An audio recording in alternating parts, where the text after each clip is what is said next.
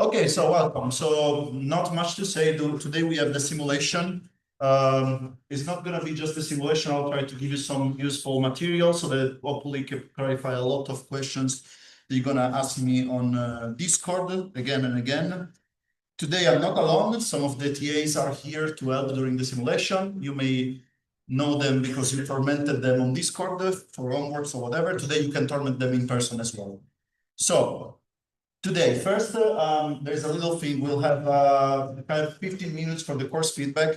It's important. Then I'm gonna tell you some ways you can survive the final exam, some ways you can survive the exam review. Then we have an hour of simulation, and then about 20 minutes to quickly see the solution, some Q&A. I can stay more, whatever. I don't really have anything else to do later. So first, the course feedback. So every year, the university gives you the chance to express your feedback on whether you like the lectures, whether you like the exercise, what is good, what is wrong. It's completely anonymous. I won't come to hunt you, and I want to get the result. Guys, can we please? Thank you. I won't get the result until some months, so don't worry. Even today, I won't get. Oh, someone wrote this. Who is it? So. Okay, so it's very important because, yeah, there was last year feedback we integrated. And yeah, so right now I'm going to give you about 15 minutes if you want to solve that. Otherwise, I'm going to put it on Moodle anyway. But, you know, since I'm going to wait for 15 minutes, you might as well do it now. Yeah, 15 from now.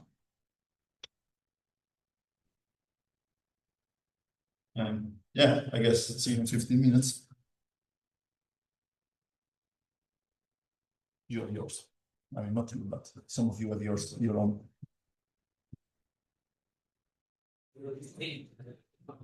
Okay, time out. Great. So I don't know if you're still doing it, keep doing it, stop. I don't know. Okay, so before the actual simulation, which is here, I got 100 copies, so there should be also some extra if you didn't react on Discord. Let me give you some suggestions, okay? So guys, someone there who's been talking all the time. I don't know if it's you or you or you, whatever. All failed to the exam. So quit, please. Okay, so first of all, you need to study. That's obvious, okay? I can tell you also what will make you very probably fail the exam. Bulk memorizing the slides. I had people last year that cannot answer a question, just regurgitate verbatim from the slides. That doesn't work. The exam will never ask you to repeat perfectly something from the slide, okay? But there are some things more or less obvious that will save you a lot of time and pain during the exam. So first of all, they'll get the basics. What can I have with me at the exam? Two things: a non-programmable calculator and a German-English dictionary, or dictionaries. I don't know if you need some translation things, okay? What if there is a derivation exercise, which will probably be there? We'll give you that, don't worry. We'll just mark the relevant derivation rules that you need, right? So derivative of sine is this, derivative of cosine is that. Because in the end, I don't care if you can do a derivative or not. I care if you can do backpropagation.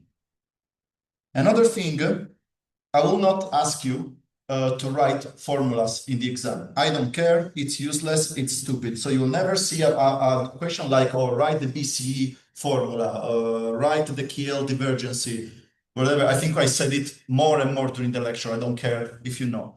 But there are some formulas that you need to know anyway, because, for example, if I ask you to calculate precision and recall, I cannot give you the formula. Otherwise, basically, the exercise is solved. You need to understand what precision captures, and anyway, they're not such complex formula. Sorry. Oh, I was looking at the first interview, so not what I actually show you. Or attention. So if you understood attention, you know that if you have a matrix and another matrix, you need to multiply them. I expect you to at least know that basics. Okay, what if the day of the exam, I think something is wrong or something is unclear to understand what is being asked? Okay, so, if there is an error, call one of the TAs or me, whatever, the people supervising your room, and quietly will come, tell us the error. If that's true, we're gonna write it on the whiteboard, communicate in all the rooms because we'll be in different rooms, and that's it. But we cannot give you clarifications. Not me, not the TAs. By the way, the exam the TAs help with the simulation, they will not help with the exam. So they will see the exam for the first time that they see you. And anyway, they're not authorized, mark my words, you're not authorized to make interpretation of the questions, okay? If something is unclear, just say, oh, this is unclear, so I'm assuming this, okay? If it's reasonable, that won't cost you any point, right? Again, is this simulation like an exam? I think it's a good proxy. What I mean is that it's not easier, it's not harder, just have 60 or so points, which is a bit less. I think if you can pass this simulation easily, most importantly, if you can pass it because you understand what you're applying when answering the question, you just, oh, thanks God, I remember this slide that said this. You can pass the exam easily. But it's still a simulation. So don't assume that you find these exact topics in the exam. An example, today we don't ask you in the simulation to calculate precision, recall F1. Doesn't mean I won't ask you in the exam. Doesn't mean I will, you know. Also, we don't go, we also don't go a lot on reasoning in the simulation. Doesn't mean I won't go deeper in reasoning in the exam. And remember, if you go to last year Moodle, there are 2 previous exam and 1 retake. Sorry, 2 previous exam, 1 normal, 1 retake, and a simulation. So you have plenty, you have hours of training material to go with. Keep in mind, the first exam from last year was a bit too heavy. I went a bit over the top, so don't get scared if for 90 minutes that's a bit too long, because then we compensated after. Okay, how's the exam? The exam is this: you have 90 minutes, and the exam has 70 points across various tasks you have to implement in words. There's no programming. 35 or more points, you pass. That's a 4. Then I don't remember exactly. Every 5 or 6 points, you bump by 4, 3.7, whatever. The same day, if I manage, I also release the solution on Moodle. So let's start with a suggestion. 1 point equals 1 minute of work. Read it again. 1 minute, 1 point. Don't waste time on 1-point questions. Don't write a whole page of thing. That won't change anything. So, quick example. What is a language model? Your first colleague, which we'll call colleague, says a language model is a model that assigns probability to words and sentences. And she gets 1 point. Your other colleagues write a whole kind of things, and he still gets 1 point, but he wasted probably 10 minutes writing that, right? So the first one you can write very quickly is 1 point. So I'm expecting you to write something 1 minute. I'm not asking you to motivate. I'm asking you to make examples. And I'm asking you to know in which year was invented, okay? It can also be the opposite. Okay, BERT is a popular encoder-only transformer. It is trained on 2 specific tasks, each one using different special tokens. Describe these 2 tasks, their goal, and the role of the tokens. This was from last year exam, retake, or simulation, something. Your colleague writes everything. You say BERT is trained using MLM and NSP. This is what it does, and uses this token. NSP uses these other tokens. That's what it does. He gets 5 points. Your colleague says it is trained on math language model and excellent prediction. Respectively, I'm asking tokens and classifying which of the 2 sentences come first. Didn't tell me exactly what it means. Didn't tell me the token. Worth 1 point, maybe 2, maybe 3. I think more like 2. Okay. Next thing, you are a master student. Some of you are bachelor, but doesn't change much. So you're studying to become expert, and I expect you to talk like one. That means that don't come with me writing something like kind of understood by you. You need to be able to express your concepts, okay? So use the terminology we used. If it's probability, it's probability. It's not how possible this thing may be, or like my cousin said this, or blah, blah. Because this costs you point. Let me show you an example. What is a language model? Again, we have the same answer. Language model assigns probability to words of sentences. And not saying this is the only way to frame it. You can frame, yeah, we are humans. We can paraphrase very effectively. Your colleague says a language model is when a computer knows words. It decides which sentences sound more normal. So it can guess another word because it learned from words before. This is heavily inspired from an actual answer from last year. Another thing, again, to save you time, if you don't know the answer, don't answer. Don't start adding stuff which is irrelevant because you hope it will get you 0.5 points. because it won't. Similarly, do not waste time recalculating what we do, what we give you already. Last year, we had an exercise, we had an attention vector pre-calculated, and I asked you, don't remember, it was like which token is more important. It was easy. You pick the highest value in the attention vector. Many people showed us that they could redo the matrix multiplication to reobtain that vector. I don't understand why they did that, but they didn't get points for that. So use the time to do something better. Example, what is a language model? Again, this person knows what a language model is. This person doesn't know what a language model is, but tells us that NLP is making computer works with human language. This means that you have to go through tokenization. Words can be vector, and language models are used for these tasks. Great, but none of that is an answer to the actual question, okay? I think this is the last one before we go to exam review. Don't start doing the exam immediately. Read the whole exam, check the whole exam, quickly scan all the questions, check how many points they're worth, and start for what you know and what you know it's worth. Because last year, many people say, oh, I started from question 1 and then I couldn't answer the last 7 questions. But that's not on us, right? So first check, because if you realize there is a question you know is worth 5 points, or there are like 4 questions that are worth 5 points, and you know them, start from those. The 1 question's points you can do at the end. Okay. What after the exam? Well, after the exam, we go into a room and we die in the weather and we grade it. But then there is the exam review. So you have the chance to see the exam and discuss it. And I want to stress, this is not just if you fail the exam. You may also just pass the exam and just get a higher grade because we made some mistake. It happens. So I book a room, you can come, check your exam, take pictures. This is 2 weeks after grading. Afterwards, it's finalized. If there are some very specific case, I don't know, you have to fly overseas, I can try to extend this for you, can tell me. How does it happen?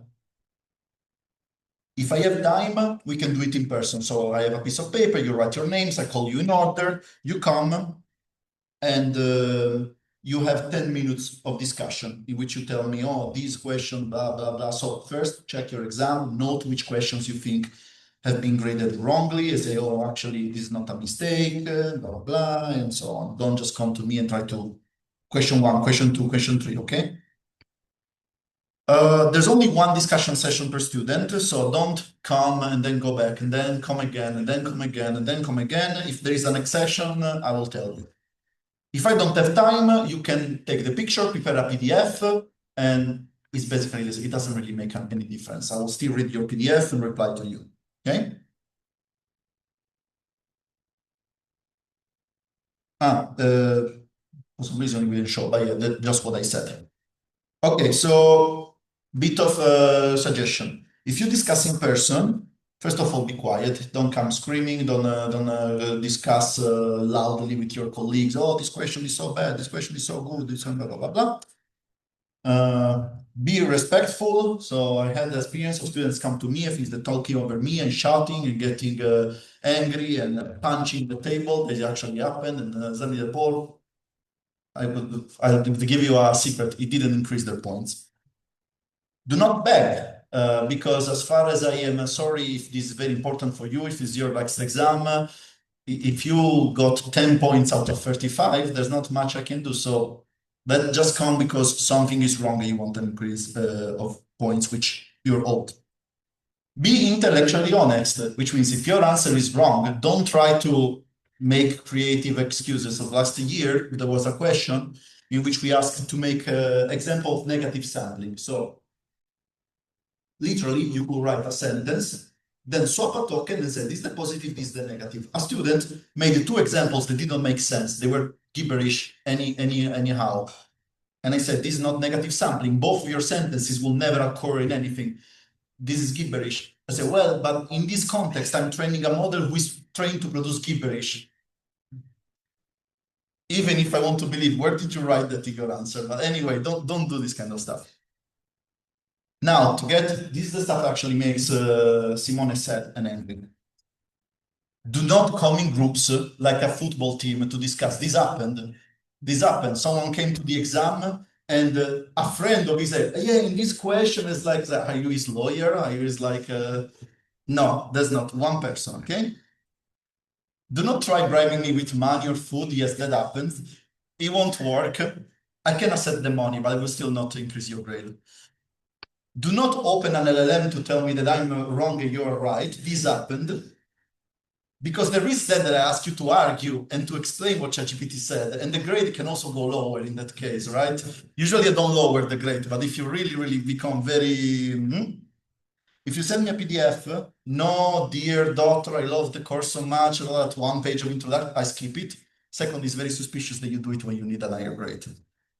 Do not use AI. I can tell you guys. I can tell guys that you ask ChatGPT why you're wrong, and you're like, oh, as we delve in the deeper, blah blah. It doesn't work.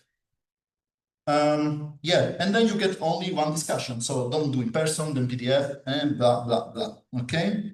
If you're given an exception, I will tell you. That said, let's go. Let's stop with me talking.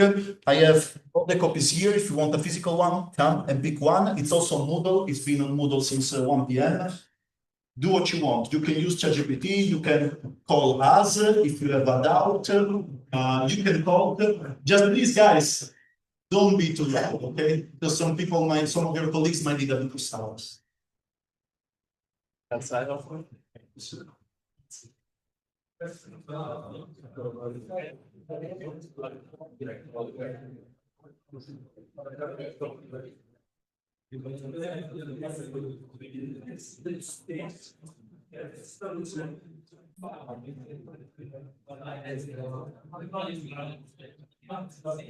Okay, time's up.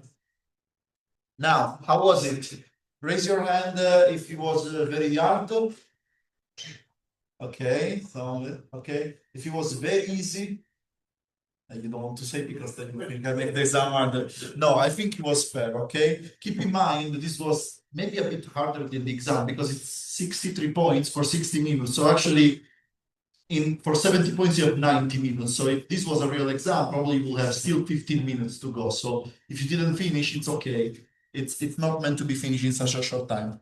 That said, we can go to the actual solution.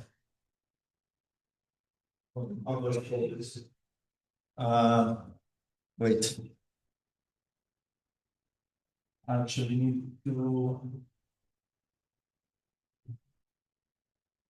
because I need to switch back to duplicate. Okay, whatever. Give me a second to fix this up. So sharing,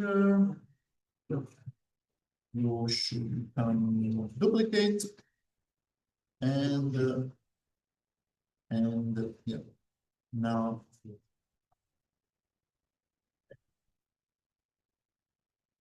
yeah, okay. So hopefully now it works. Okay, this out of the way. Okay, let's start. Consider sentiment analysis for positive for ternary classification, so it's not binary. What's y hat and what's the parameters? Well, y hat is a probability distribution over 3 classes. Y hat belongs to R3. You know, every element must be higher or equal to 0, and their sum should be 1 because it's a probability distribution. Theta is all the learnable is a typo, actually, parameters of the model. I will correct that because word embeddings, if you have them, weights and biases. Oh, Simone, what if I did not assume the word embeddings? That's fine. I didn't specify they were using word embeddings. You could have me some very nice fun things. The important thing here will be the weights and biases, always, because no model does not have them. Okay? Any doubt on this? Okay, yeah? We only said weights. That should include facts. If you only say weights, it's yeah, I think maybe it's a bit I will deduct because I asked what theta is. Theta is all the parameters. Okay, I won't tell you that I will make this 0 or 1, but you know. Okay, consider stochastic gradient descent, updating the parameters, blah blah blah, with a fixed learning rate. Define a set. We define the set of all possible points parameter and the loss for the parameters as the loss surface. What is one general property that could make the optimization difficult? We reported many, just to give you some options. Flat regions, so the gradient almost becomes zero, you don't know where to go. We discussed this during the lecture. Saddle points, where the gradient vanishes, but where it's not a minimum. So basically, you just local point, and you can get stuck or slow down. Or steep region and cliffs, where they're basically the opposite. The very large gradient causes you to do a huge jump in one direction or the other. There might be others that I didn't think about, and if they make sense, they will all give you the 1 point anyway. I'm not gonna cover these guys, it's not the solution, please don't make me do all the derivatives now, but I can tell you that this is the areas that we decided, so let me okay, you see this, you have the sum, and the first element of sum is x squared, and you have the tangent, and the product of the tangent is the product inside. So if you look at the derivative, it looks like this, it's good, and what you obtain in the end, substituting j is the gradient. Again, sorry, I'm not gonna do all the derivatives here. We don't want to spend. Yes? You need to draw something this detailed, showing every node, showing every local. So what do you need to write? You need to write every node up to the variable, and all the local and global derivatives. So yeah, everything which is here, you need to draw. I don't care about the colors of the shade. It just need to be recognizable. You can write global on top. Just maybe don't do, random circles that they all look the same. Try to be a bit tidy, okay? During the exam, you can ask for a sheet of paper. So if you need to make a trial of it, do it. And if you put your matriculation number of the paper, we use that for grading as well. So if you run out of time and you cannot do it good looking, that we still get your solution, right? You had another question, I think. Yeah, pretty much the same question I wanted to ask. Is like really to all the green ones or one at the end. You mean the procedure? Yeah. Yeah, I would say yes, because this shows the chain rule. They show that you're applying the chain rule. Yeah, but last one like shows the chain rule of the whole thing. I will say you need to write it because it's applying the formula. Okay, so what else? Consider a binary classification task, nonlinear separable, 2 features and a single value as an output. Draw a fully connected feed-forward neural network with 5 hidden layers and 4 neurons in each hidden layer. Explicitly label them. And which loss function would you use and why? We're okay? This? Something you draw. 2 features, 1 input, 5 hidden layers, 4 neurons. You see the lines are every neuron is connected with every neuron, so fully connected. And regarding the loss, binary constant entropy. Is it the only one? No, if I go on Google, if you name me what weird loss I don't remember, and I look and actually works, okay, good, but this is the obvious choice. Language modeling, you want to train the Word2Vec SIBO. Consider that the dog barks loudly today with barks as the target word. Using window size, we have dog loudly barks 1. Give 1 negative example. And then switch to window size 2 and give 1 positive and negative example. So you can do whatever you want here, as long as, remember, it must be improbable. Don't use something which a dog will actually do. Positive, we extend to windows to the context size 2. And this is basically the same, but you're showing me that, what it means to extend the Markov property. Yes? Then we have to write the 0 and 1. Yeah. Sorry, I don't understand what the question is. The arrow from Yes, this is just a structure. If you tell me negative 2 points, this is positive, as long as I understand what you mean by positive and negative, this is not implementation. I don't care if it's an arrow, if it's a 1, if it's a 2 or false, as long as you understand, okay? Word2Vec can be trained SIBO and skipgram. Explain the differences in terms of what is predicted and what's the input and output. Then consider the cat sleeps with target cat and window size 1. Write the training pair as it will be formed by SIBO and how it will be formed by skipgram. So difference, SIBO predicts the center from the surrounding words, input context words, output center, skip granting the context words from the target center words. So input center words, output each surrounding context word. Example, we have the sleep cat, and yeah, context started, and then you have cat dead and cat sleeps, where you have as a target the context. Okay. What else? Assume we want to implement an LLM for a POS. What model would that model be, an acceptor or a transducer, and why? And then complete the figure in a way that the final architecture could be also used for sentence classification instead. It should be a transducer because you need a tag for each single word. So again, we need a loss or an MLP on top of each single element. And if you want it to sentence classification, you just put it at the end of the final token. We saw this during the lecture. Okay. Okay. Okay. Yeah, also note, we duplicated the image just for the PDF. In the exam, you can just draw on top of this one. In the original version, you have the space to draw, right? We don't need you to redraw every single square. It will be a waste of time.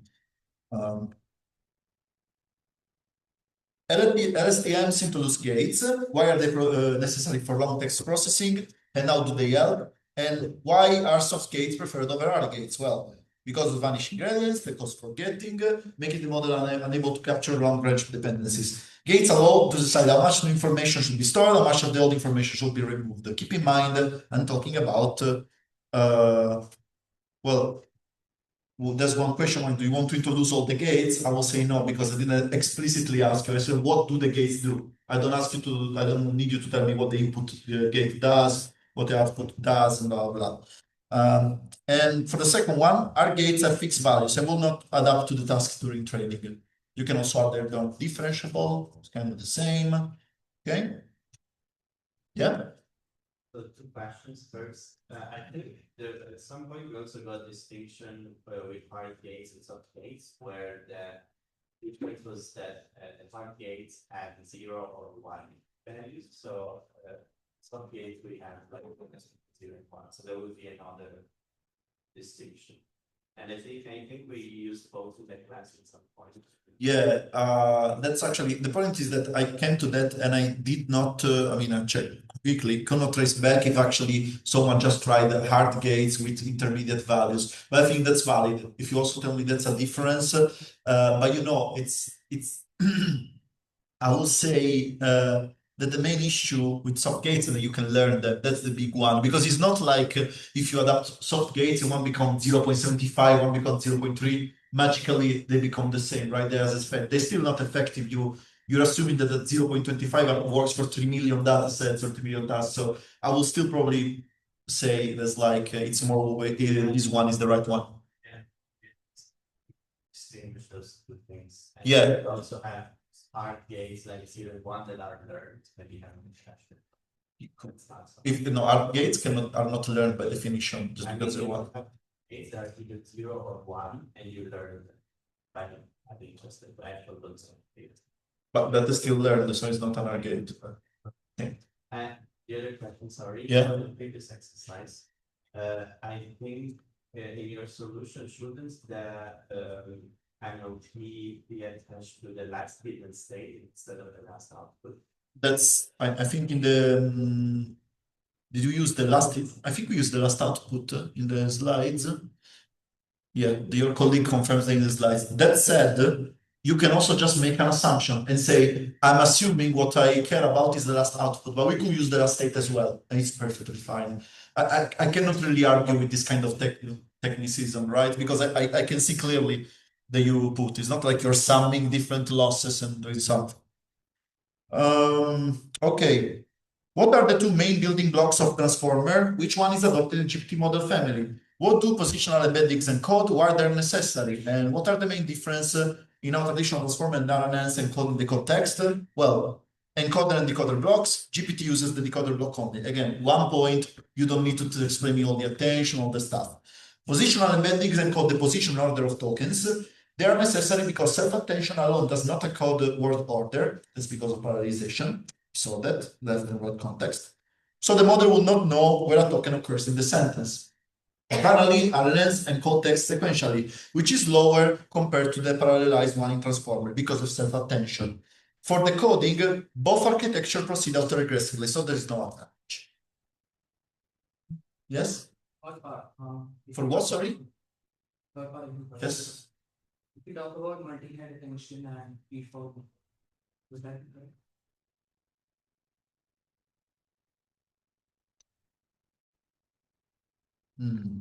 Talk about multi-head attention of, like, I will say no, feed-forward network, not really, because the whole point of the feed-forward network, you re-elaborate the tokens contained for multi-head attention. So one, it's not like if you put a feed-forward network randomly in RNN, you fill the gap. Multi-head attention, well, we talk about it, self-attention. Multi-head is different because multi-head is more about calculating multiple representation for the sense, but the real difference in RNNs is that you're doing that in parallel, that you don't need the sequential thing, right? In fact, we saw RNNs with attention as well, for example, but the point is that you're still sequential, right? Any? Yes? It's misleading to ask for the main difference in decoding and then say there is no difference there.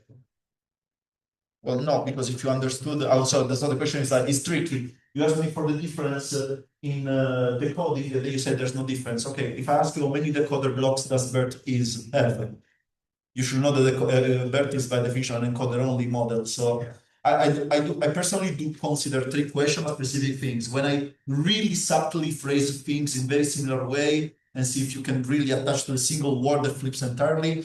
To me, this is not.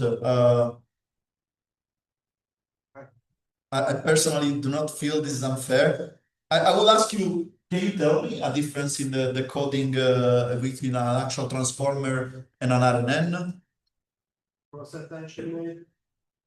Cross-attention, well, yeah, that could be valid as well, for example. So again, if you find a valid one, it's still valuable. And this will be an interaction that probably result in increasing the score at the exam review. Okay, consider, well, this was kind of, okay. Consider a simplified attention layer. We have three tokens with size 2. We have the matrix, compute Q, K, and V. That's basically the matrix product. And compute the raw attention score before scaling a softmax. This is query times the transpose of yeah. So for example, my colleague first did X times WQ. And I decided to do WQ times X transpose. Does it really affect? No, I would say no. I don't care. Okay. You obtain a transpose matrix, right? Yeah. Okay. So in theory, well, then you will need to not transpose later, right? Because you shift the product when you do query times key. So if you're consistent in that, right? Yeah. You realize it, right? That's the point you're transposing something. So I don't care. Okay. Okay. BERT is pre-trained on a large collection of text. Wikipedia has a good corpus. On which two tasks is it pre-trained? Explain each one very shortly. Okay. Masked language modeling, random tokens are masked or replaced or kept, and the model infers from them from context. Next sentence prediction given two segments, a binary classifier decides whether the second actually follows the first or is random. BERT is pre-trained on raw text with no manual annotation. How is this learning paradigm called and how does it work? This is self-supervised learning. Labels can be automatically derived from the training data. For example, for masked language modeling, each complete sentence is available in a training corpora, and each token can be automatically masked. Scared? Okay. A law firm wants to classify legal documents. They have plenty of labeled data in plain text. Does it make sense to use BERT for this task? Motivate your answer. Yes, it does. We can use BERT for this by adding a classification head, for example, of top the classification token, and fine-tuning using the label contracts. The law firm now wants to generate new drafts. Do your approach still make sense? No, because BERT is not good for generating text. Adding a classification head does not change that. You could also say that we can hack BERT into generating text somehow, but I expect you to also tell me that it's probably not going to work very well because we say that multiple times, right? in general, do not go for the Frankenstein route when answering the questions. Okay. Okay. Next one. You want a sequence-to-sequence model for machine translation. A simple encoder decoder with STM without any attention and with teacher forcing. What are the inputs of the decoder and what does teacher forcing mean? The input are the previous index states, the previously generated tokens of the decoder output. Teacher forcing in probability P feed the ground truth previous token instead of the model's own prediction during training. We're good? Okay. Are a model's weights updated during one-shot trump? Briefly justified. No, the model only sees the example in its context. No gradient updates are performed. Okay. This one I think it took a couple of people. Which one of these masks can we use for prefix language modeling? All of them. These are all prefix language modeling masks. Again, if you tell me which mask, isn't it unfair that I have to select one? I mean, if I ask you to tell me in which country the sky is as, I don't know, pizza instead of the sun, you should be able to tell me that no sky in the world is pizza instead of the sun, not even in Italy. Any question on this? Okay. Yeah, the figure shows three cardinal mask with prefix, just varying the prefix length, 3 for A, 4 for B, and 2 for C. You want to build a Q&A GPT model, explain and motivate how you proceed if you have only access to the API, so inference only, no other WX access, or you can have a GPU infrastructure. Additionally, 3 of your students agree to give you 10 data points. So I will argue, in the first case, you can do zero-shot learning, which is basically do nothing, assume that the model is good by default, saw some examples in the pre-training and test it on our 10 examples, or few-shot prompting, which is use those 10 examples, a subset of them, because otherwise, what do you test on if you just use that to condition? If you have the GPU infrastructure, you can still use all of the previous one, but you can also do few-shot learning. So fine-tune on a couple of examples, hope for the best, and test on the remaining one. And probably won't work great, but yeah. Any doubt? Anyone who came up with? Yes? The first one. Yeah. Since zero-shot learning basically means that we do nothing if I don't write it. Where would go? I would say yes, because zero-shot learning, you're not training anything, you're still testing the model, right? It's anything like just try. So yeah, yes.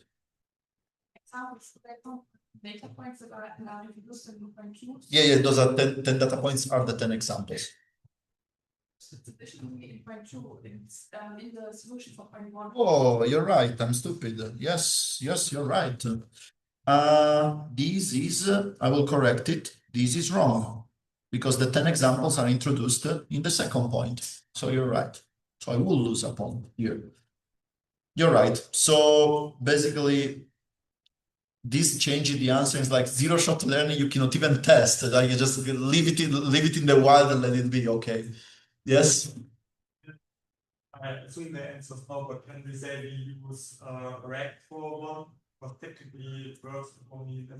That's a valid answer. If you tell me I search for an external data set and I use RAG, sure, it's a bit out because I'm using a GPT model. You're making a RAG model, but I cannot really say it's wrong, right? Same reason that you could tell me, I don't know, I will use another model, distill synthetic data, and then use this data to train. It's a bit convoluted, but yeah, technically you can do it. Okay. This, yes. Just to be sure. So you say we can use few-shot learning to fine-tune a couple of parameters. So is few-shot learning different from few-shot prompting? Yes, there's a slide showing the difference. When we say prompting, no model weights is changing. When you see learning, model weights are changing. So it's fine-tuning basically. We introduce in the GPT lecture what zero-shot learning and few-shot. If you ask me, not. If you ask me, you won't. But people tried. There are some papers that try on an extremely low amount of example and still they get something because maybe it equals to some data seen in pre-training. But yeah. Okay. Explain the goal of DPO, goals and steps. Name one advantage and one disadvantage.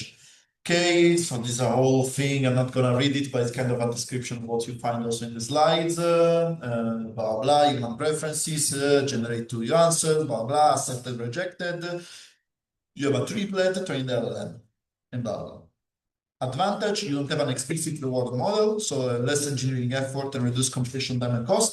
Disadvantage, you have an implicit divergence, which increases the chance of reward hacking. This was in the slides.